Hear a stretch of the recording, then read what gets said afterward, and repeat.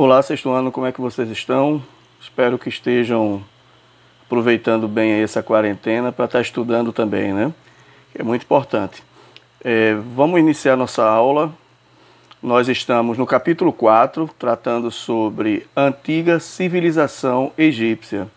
E nós vimos inicialmente como geograficamente se constitui a região africana, no caso, o norte da África, onde se deu início aí a essa grande civilização conhecida como civilização egípcia. E aí na página 64 de vocês, nós falamos sobre a África e a origem da humanidade, onde vai partir daquele princípio de que a origem da humanidade foi na África, contestando a visão criacionista, onde afirma em sua tese que a origem da humanidade é na Ásia. Mas dentro dessa concepção, o Egito ele vai se desenvolver graças ao rio Nilo. Por isso que vimos também nas últimas aulas que o Egito é uma dádiva do Nilo. E essa frase foi falada por Heródoto, um historiador que registra muito bem a importância do rio Nilo para a formação dessa civilização egípcia. Nós vimos um mapa, tem aqui a linha do tempo, na página 65 de vocês, certo? Conversamos também a respeito dos nomos e as primeiras comunidades agrícolas.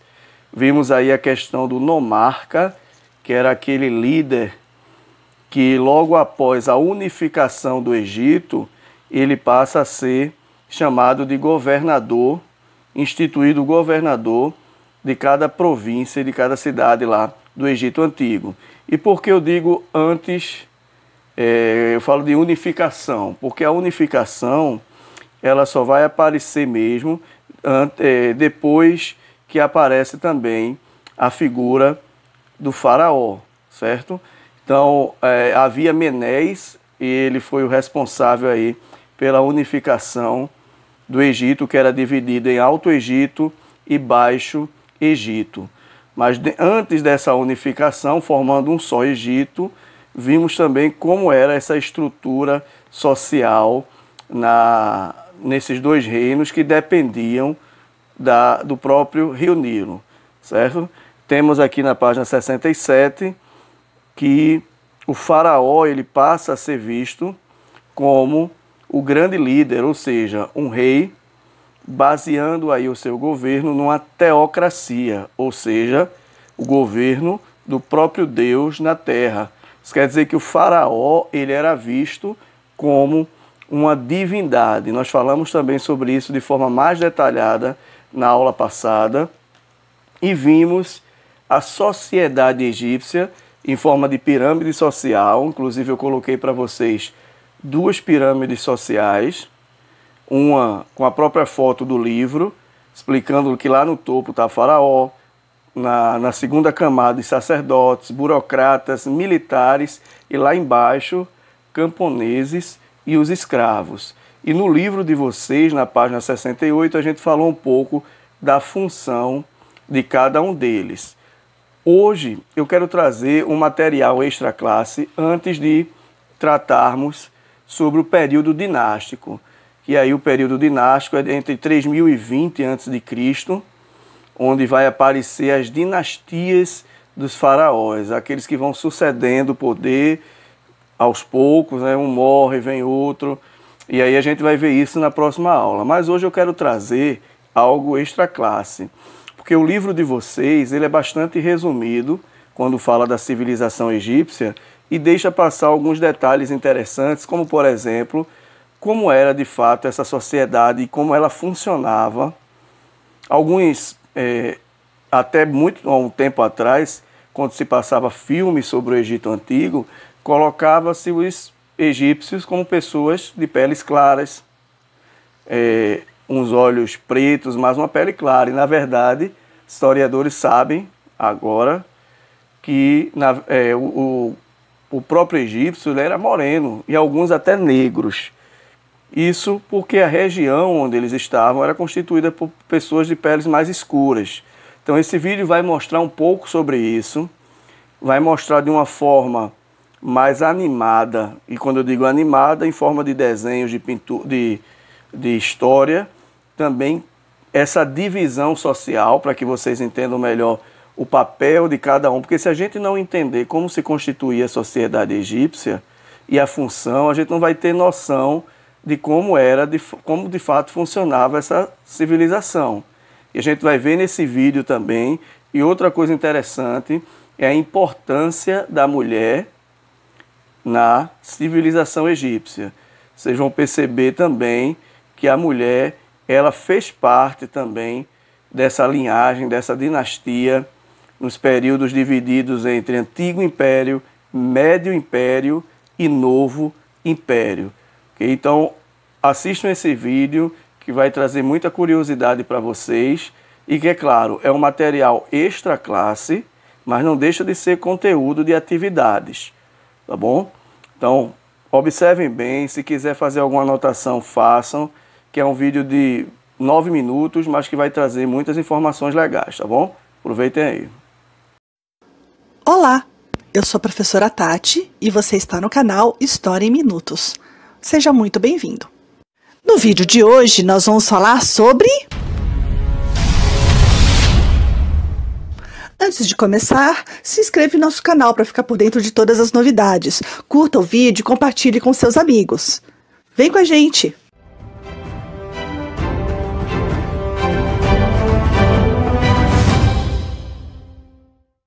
Durante muito tempo, as pessoas tiveram a ideia incorreta de que os egípcios eram brancos. Isso porque a arte egípcia obedecia a uma rígida lei religiosa, na qual os homens eram pintados de tonalidades alaranjadas ou marrons, e as mulheres eram sempre mais claras, em tons de bege. Isso não significa que eles tivessem essa tonalidade de pele. Recentes descobertas de pinturas mais realistas, posteriores ao século XIV a.C., quando houve uma introdução de maior realismo na arte egípcia, corroboram que os egípcios eram, em sua maioria, negros e semitas. O Alto Egito, que fica ao sul, na região onde hoje está o Sudão, era povoado por pessoas de origem núbia, ou seja, pessoas de pele negra, estatura mediana, composição corporal também mediana e cabelos cacheados. No norte, na região do Baixo Egito, as pessoas eram núbias ou semitas. A etnia semita é caracterizada por pele escura, num tom bronzeado, cabelos escuros e lisos, composição corporal mediana. Portanto, os egípcios tinham a pele escura. Heródoto, em seus escritos sobre o Egito, fez questão de frisar que os egípcios eram negros. Muitos estudos de DNA feitos em múmias egípcias comprovam inegavelmente esse fato. E isso só nos faz ter certeza de que várias civilizações magníficas, ricas e culturalmente complexas existiram na África, mas que ainda não são do conhecimento geral. Felizmente, muitos autores estão se debruçando sobre a história da África para nos ajudar a conhecer melhor esse local que foi a origem da espécie humana. Deixo na descrição desse vídeo uma lista de livros para quem quiser ler mais sobre esse assunto. A sociedade egípcia era estamental e hierárquica. O que isso significa? Que cada pessoa pertencia a um grupo e dificilmente sairia desse grupo. Cada grupo possuía suas funções perante o Estado, sendo que aqueles que tinham menos poder deveriam obedecer quem estava logo acima.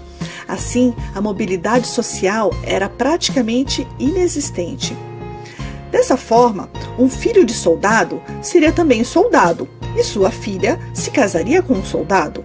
Um filho de camponeses seria camponês e se casaria com uma moça, filha de camponeses, e assim por diante. Era muito difícil que alguém mudasse de profissão ou mudasse de grupo social. No topo da sociedade estava o faraó, que era o governador máximo do Estado egípcio, e era considerado uma divindade, adorado como um deus vivo na terra. Seu poder era completamente centralizado. Ele exercia a função política, militar e religiosa. O faraó era considerado como a encarnação do deus falcão Horus, governante do mundo. Sua esposa era sempre uma de suas meia-irmãs. Parece estranho para nós essa situação, mas no Egito Antigo, as pessoas acreditavam que o faraó era um deus, e para não misturar o sangue divino, o rei sempre tinha uma esposa, que lhe daria o filho herdeiro, e esse filho herdeiro se casaria com uma meia-irmã, ou seja, com uma moça filha do faraó, com uma de suas diversas amantes. Professora, e se a rainha só tivesse filhas? Bem, se isso ocorresse, a filha mais velha do casal real se casaria com o primeiro filho homem de uma das amantes do faraó, e esse rapaz é que seria o próximo faraó. Em toda a longa história do Egito, poucas mulheres assumiram o trono como faranis, que é o feminino para faraó. Mas falaremos delas mais para frente. Logo abaixo do faraó estava a família real, a rainha, as amantes do rei e todos os filhos do faraó. Abaixo da família real estavam os nobres, que tinham cargos políticos, de arquitetos reais, cobradores de impostos, chefes militares ou sacerdotes. Logo após estavam os sacerdotes, que eram responsáveis pelos rituais e festas religiosas.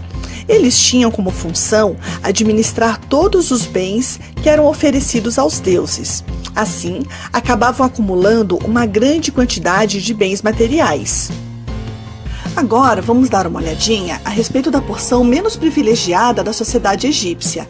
Nela nós temos os soldados, os escribas, comerciantes, artesãos, camponeses e, por último, os escravos.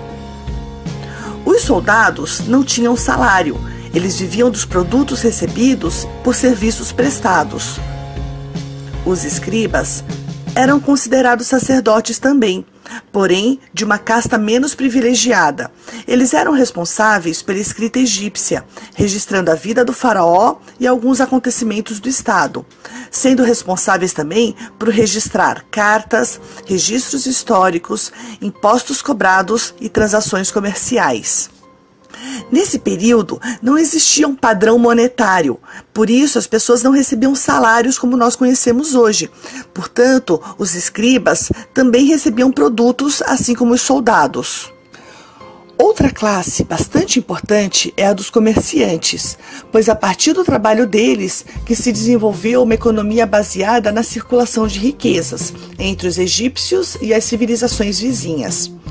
Os comerciantes tinham uma vida tranquila financeiramente, pois ganhavam muito comercializando os produtos com outros povos e trazendo mercadorias de longe para o Egito.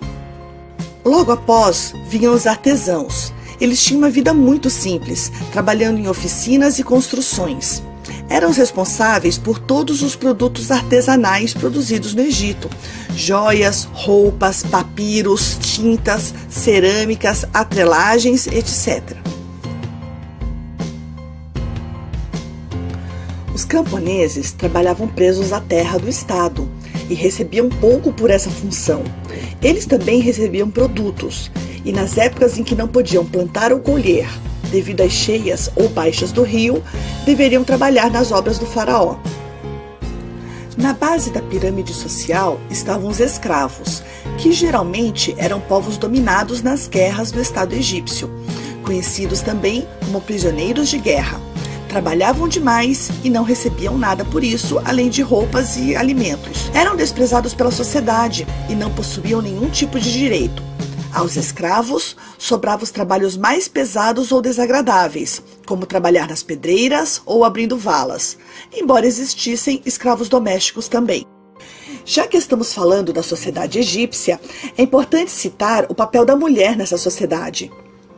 Durante quase toda a história, as mulheres foram relegadas à função de esposas e mães, sem direitos políticos ou civis. No Egito Antigo, não era muito diferente, embora as mulheres tivessem alguns direitos, como de possuir e vender imóveis, fazer contratos, casar com quem quisessem e pedir o divórcio, receber herança e prosseguir litígios em tribunal. Em caso de divórcio, os maridos tinham a obrigação financeira para com as esposas e as crianças que tiveram no casamento. Em caso de falecimento do marido, as mulheres assumiam a chefia dos negócios da família. E se por algum acaso esse marido fosse o faraó do Egito, as mulheres também poderiam assumir o cargo de chefe militar e do Estado, caso seus filhos ainda fossem pequenos, como foi o caso da mãe do Tutancâmon.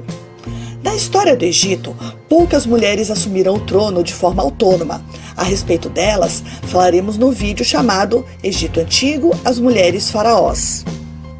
Espero que você tenha gostado desse vídeo, eu fiz com todo carinho. Não esqueça de curtir e de se inscrever no canal, assim você fica sabendo das novidades. Um grande abraço e até o próximo vídeo. Bem, espero que vocês aí tenham gostado do vídeo apresentado. E eu quero já avisar que na próxima semana a gente termina esse conteúdo do Egito, tá? Porque o capítulo que estamos estudando, ele é um capítulo que não vai falar apenas da sociedade egípcia. O quarto capítulo tem a antiga civilização egípcia, mas o próprio módulo da unidade diz povos da antiguidade na África e no Oriente Médio. Então o Egito é apenas o ponto de partida para outras civilizações antigas que vamos estudar, como por exemplo a Mesopotâmia, os persas, os hebreus e tantos outros que tem por aí que a gente vai conhecer como se formava essa estrutura. Aí na próxima aula a gente fala do período dinástico, crença religiosa e ciência. A parte de arte vai ficar com o Flávio, né, o professor Flávio, que trabalha com vocês História da Arte, e finalizaremos com tipos de escrita. Então, na aula que vem vai ser assim, período dinástico dividido em 3 partes, já vão memorizando aí, Antigo Império, Médio Império e Novo Império. Qual era a crença religiosa do Egito Antigo e a relação da religião e o próprio desenvolvimento da ciência, porque os egípcios eram muito bons em ciência, principalmente em questões matemáticas. Vamos ver técnicas como técnica de mumificação, a medicina, a astronomia, engenharia e a própria matemática. E depois falaremos a forma de escrita do Egito, tá? Os tipos de escrita, e aí nós vamos conhecer de uma forma melhor, ok? Uma informação importante também é que a atividade, não vou colocar atividade para essa semana, porque vocês já vão estar recebendo as atividades relacionadas a P1, certo? Que estão sendo lançadas. Então vocês vão ter várias atividades com prazos para serem entregues, inclusive de história, e aí a gente vai voltando lá para os primeiros assuntos de P1, ok? Aproveitem aí a semana para se organizar, procurar fazer as atividades para não deixar nada pendente e não entregar fora do prazo, que não vai ser aceito pela plataforma, tá bom? Um abraço para vocês e tenham uma ótima semana.